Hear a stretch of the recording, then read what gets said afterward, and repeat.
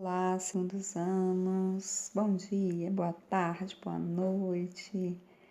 Estou com vocês aqui nessa nova forma, essa nova metodologia para alcançar um pouco melhor vocês e a gente dar continuidade com o nosso estudo remoto, né? Nesse momento novo, diferente que a gente está vivendo.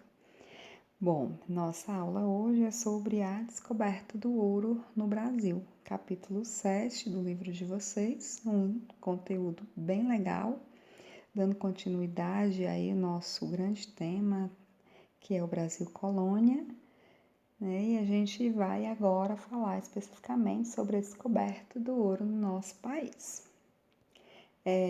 Como a gente sabe, né, os portugueses, eles sempre procuraram o ouro.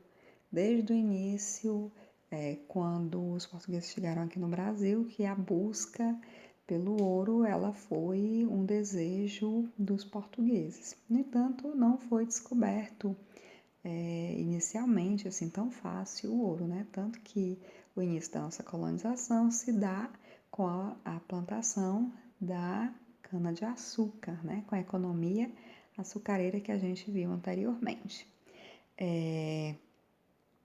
E aí, pessoal, lá por volta do século XVII, a gente tem um movimento de interiorização do Brasil, um movimento dos bandeirantes, né, das bandeiras, das expedições exploratórias, que foi assunto, inclusive, da nossa aula passada, né? E essas bandeiras exploratórias, elas vão ter alguns objetivos específicos. Entre esses objetivos específicos, a gente tem a busca de metais preciosos, né?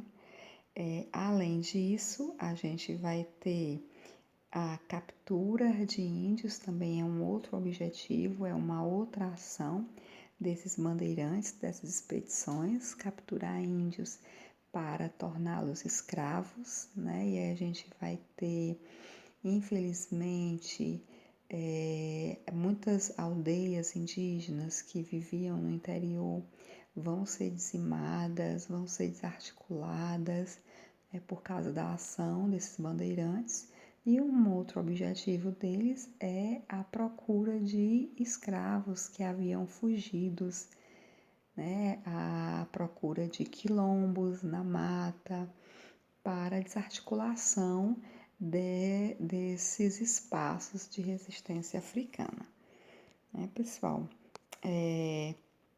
aqui eu tenho algumas imagens desses bandeirantes, né? Aqui em cima, 5 imagens, né? De homens vestidos, né? De botas, de gibão, armados, com foice, com espingarda, porque desbravar o sertão, desbravar o interior não era missão fácil, não era coisa fácil. Né? O Brasil no século XVII, o interior do Brasil é só mata, então é necessário toda uma indumentária que demonstra, inclusive, essa rigidez, essa aspereza, né, desse movimento dos bandeirantes. Aqui embaixo a gente tem um monumento erguido em homenagem aos bandeirantes na cidade de São Paulo, demonstrando como os bandeirantes foram tratados pela história oficial do país, né? Tratados como heróis. Resta a gente fazer as seguintes perguntas: para quem os bandeirantes foram heróis? E aí, pessoal, a descoberta do ouro. Quando é que acontece essa descoberta do ouro no Brasil? Lá por volta do final do século XVII, na região das Minas Gerais, acontece essa descoberta do ouro, que é feita, mais uma vez, pelos bandeirantes, pelos paulistas que adentram o interior do país. E aí a gente tem aqui um mapa que tem alguns núcleos urbanos, cidades bastante conhecidas hoje, cidades que estão dentro do roteiro turístico nacional, que são cidades que se originaram a partir da descoberta desse ouro. Por exemplo, Ouro Preto, que é a antiga Vila Rica, Sabará, Mariana, Congonhas e outras cidades que surgiram a partir da descoberta do ouro. O que o ouro gerou? O que o ouro trouxe? Que mudanças, que transformações o ouro trouxe para a colônia? Primeira coisa, imigração para essa região. Né, com a descoberta do ouro e com essa notícia chegando aos confins da colônia, nós vamos ter um número enorme de pessoas que saem de suas regiões mais distintas do país e fora do país, que vão para aquela região que havia sido descoberto ouro em busca também dessa riqueza. Isso, pessoal, vai levar, claro, consequência imediata, o aumento populacional dessa região, certo? Além disso, a gente vai ter uma maior fiscalização da economia nessa região. A colônia não vai deixar que a extração do ouro aconteça livremente, né? Ela vai impor o seu domínio, o seu controle sobre essa extração do ouro para obter também lucros. Além disso, a gente vai ter a formação de núcleos urbanos, né? Novos núcleos urbanos que vão se desenvolver, a exemplo das cidades que eu já mostrei para vocês anteriormente, a partir dessa descoberta do ouro e dessa imigração para a região.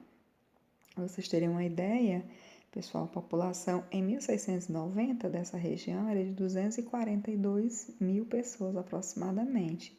Em 1766, essa população passa de 1,5 milhão de pessoas, né? Menos de 100 anos, você tem aí um aumento bastante considerado de pessoas que foram para essa região atraídos pela riqueza do ouro. Uma outra questão que acontece com a descoberta do ouro, uma questão política administrativa, que é a mudança do centro administrativo da colônia para o Rio de Janeiro. Até então, nós poderíamos dizer que o centro administrativo da colônia ficava na Bahia, Salvador.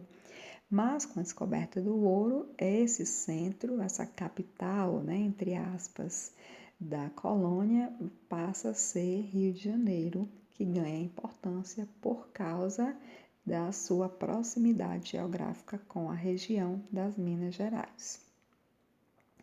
Uma outra questão importante, pessoal, é que essa região de Minas Gerais e essa extração aurífera, ela vai ser feita também utilizando a mão de obra escravo. Então, a partir do século XVII, os escravos que chegam na colônia, eles chegam e o principal centro de mercado desses escravos era a região de Minas Gerais, né? Além de escravos que vêm da África, também a gente vai ter esse comércio interprovincial, que a gente chama, ou seja, várias províncias, principalmente as províncias do Nordeste, que estão passando por uma decadência por causa do preço do açúcar, da queda do preço do açúcar, vão vender escravos para essa região. Né? Então, a gente vai ter um grande número de escravos nessa região que vão trabalhar na extração das minas, na extração do ouro. Pessoal, é importante dizer que esse trabalho é um trabalho altamente insalubre, não é um trabalho difícil, porque inicialmente o ouro foi encontrado no leito dos rios. No entanto, esse ouro, ele vai, digamos, o ouro do leito dos rios era chamado ouro de aluvião. Ele não tinha tanta importância, tanto valor econômico assim, né? E aí o ouro mesmo, de importância econômica, vai ser encontrado nas escavações. E aí a criação das minas, nas cidades lá que a gente já falou, da Vila Rica, Mariana, Congonhas, né? E o trabalho do escravo nessa mina era um trabalho bem difícil, bem insalubre, como eu já falei. A mina é uma região um lugar bem úmido, é um lugar escuro, né? Então esses homens e mulheres passavam o dia inteiro em um trabalho exaustivo, que exigia muito do físico e ao mesmo tempo um trabalho que tinha essas condições, né, de insalubridade, de umidade, de escuridão. Então é um trabalho bem desgastante. Além disso, pessoal, o que a coroa vai fazer, né? Com a descoberta do ouro? A coroa vai intensificar a fiscalização da extração desse ouro, para que esse ouro não seja extraviado, digamos assim, né? Não seja comercializado sem a coroa cobrar o seu devido imposto. E aí a forma que a coroa vai encontrar para a fiscalização desse ouro é primeiro a criação de um imposto chamado quinto, né? Que era a cobrança de 1/5 de todo o ouro extraído, todo o ouro encontrado, 1/5 desse ouro deveria ser pago em forma de imposto para a coroa. Além disso, a captação. O que é isso? A cobrança dos impostos de todos os bens de um minerador, né? E, por último, as casas de fundição. A coroa, ela criou as casas de fundição para que todo o ouro que fosse extraído para ser comercializado, ele precisava ser transformado em barras de ouro e ter o selo da coroa real. Isso acontecia nas casas de fundição, que eram controlados por funcionários da coroa, representantes da coroa portuguesa aqui no Brasil. E isso é uma forma de controle, né, do ouro extraído. Dessa forma, a coroa poderia cobrar com muito mais rigor o quinto de tudo aquilo que estava sendo extraído da região.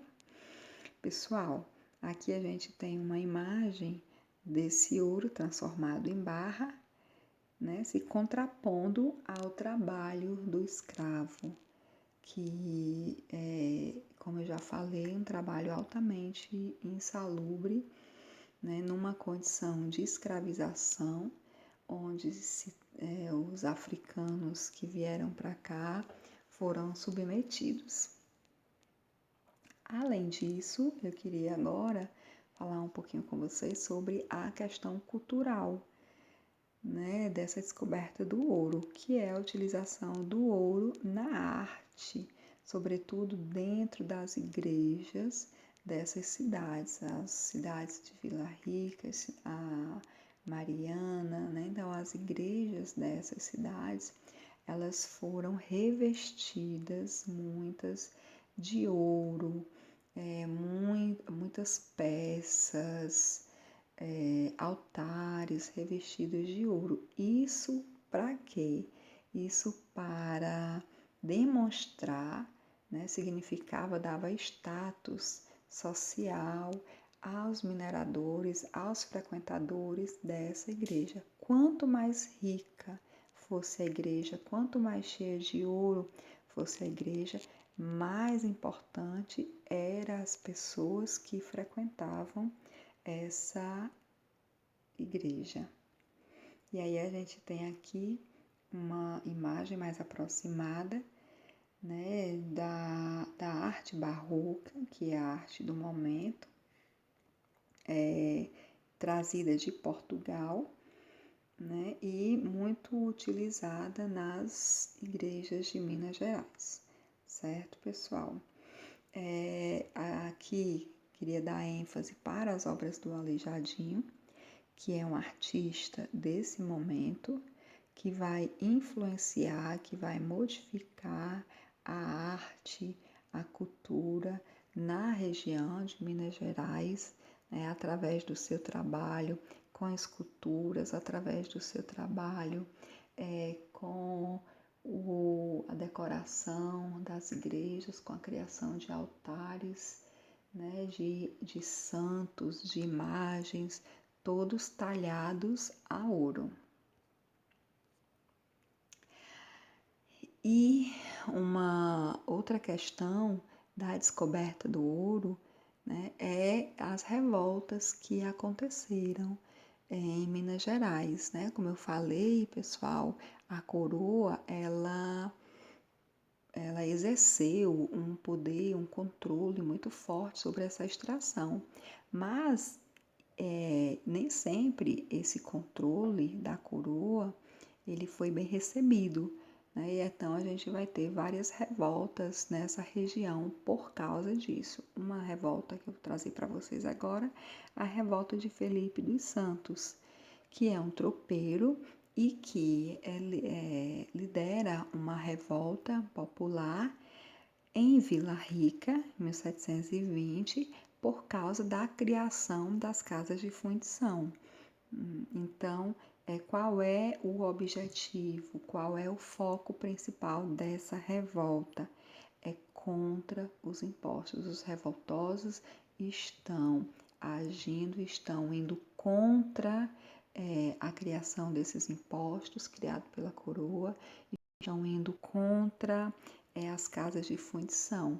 O objetivo deles é que a coroa retire esses impostos, acabe com as casas de fundição, né? Mas aí o que a coroa faz? A coroa age rapidamente e acaba com a revolta.